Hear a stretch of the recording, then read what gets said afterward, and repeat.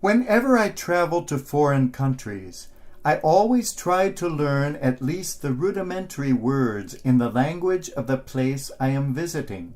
Those words that are the most important, like please, and thank you, and good morning, and how are you, and where is that most important room? And perhaps most importantly of all, how to say yes and no. If you don't know how to say yes and no, you can get into an awful lot of trouble. Without knowing how to say yes and no, you might have to eat some things you never intended to order, or maybe you might end up eating your words. As the ancient Greek philosopher Pythagoras put it, the oldest, shortest words, yes and no, are those which require the most thought. And indeed, they are some of the most important words we have. Those of you who are parents or grandparents will know that often one of the very first words a child learns and uses over and over and over again is no. We hear the child using that constantly. I am told that my first word was just that. We certainly were not raised speaking German, but I am told that my first word was nein, as in, Kevin, do you want a spanking? Nein, nein. Children use that word all the time, and sometimes you wish they would pick up the word yes just as well.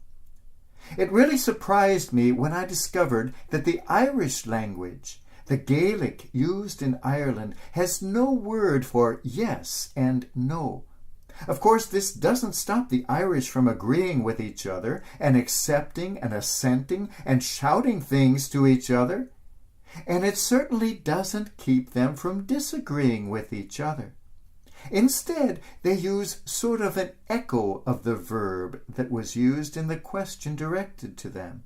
And in a very charming way, the Irish use this structure even when they are speaking in English, such as, did you see it? I did. Are you going? I am. Not yes or no, but a repetition of the verb. Yes and no. Curious words, these. The great French diplomat Talleyrand used to say, a diplomat who says yes means maybe. A diplomat who says maybe means no. And a diplomat who says no is no diplomat.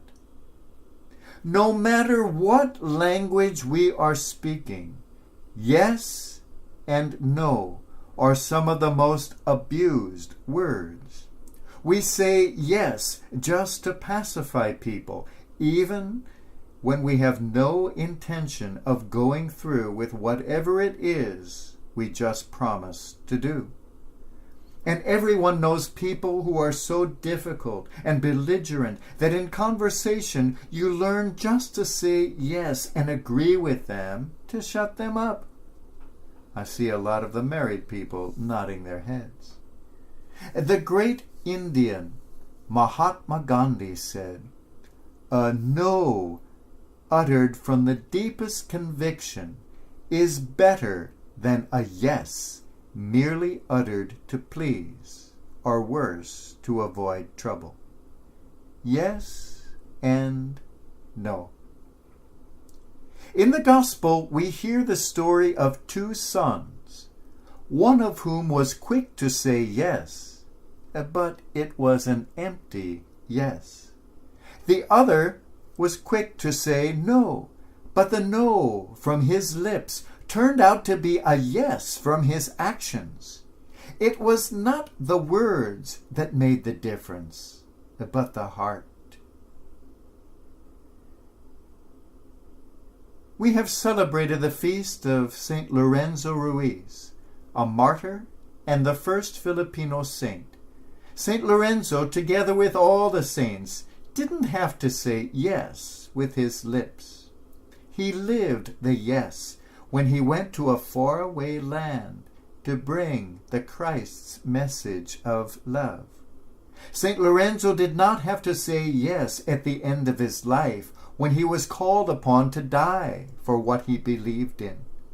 He died his yes. We too are called upon not to use our words merely, our lips, to say yes to God.